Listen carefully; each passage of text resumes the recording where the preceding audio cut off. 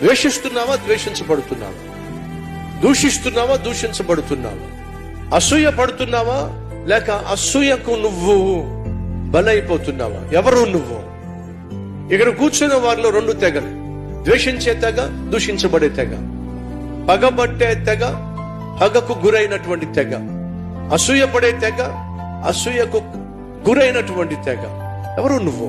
వినో, ఈరోజు నిర్దాక్షిణ్యంగా నిన్ను ఎవరైనా ద్వేషిస్తున్నారా, దూషిస్తున్నారా, పగబడుతున్నారా, అసూయ పడుతున్నారా? అయితే వినో, వాళ్ళే నాశనం అయిపోతారు. వాళ్ళే నాశనం అయిపోతారు. అసూయ ఏం చేస్తుందో తెలుసా? అసూయ కలిగిన వ్యక్తినే నాశనం చేస్తుంది. సహోదరి సహోదరులు చెప్తున్నా, మీ అక్క కావచ్చు, అన్నయ్య కావచ్చు, తమ్ముడు కావచ్చు, చెల్లి కావచ్చు, బంధువు కావచ్చు, లేదా స్నేహితుడు కావచ్చు, వర్ధిల్లుతున్నా, పైకొస్తున్నా సంతోషించు, మనస్ఫూర్తిగా షేక్ హ్యాండ్ ఇవ్వు.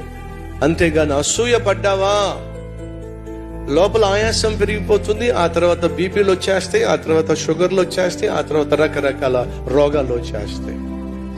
ఎవరైనా ఎదుగుతున్నా, ఎవరైనా అభివృద్ధి చెందుతున్నా, ఆశీర్వదించబడుతున్నా మనస్ఫూర్తిగా అభినందించు, దేవుణ్ణి మహిమపరచు.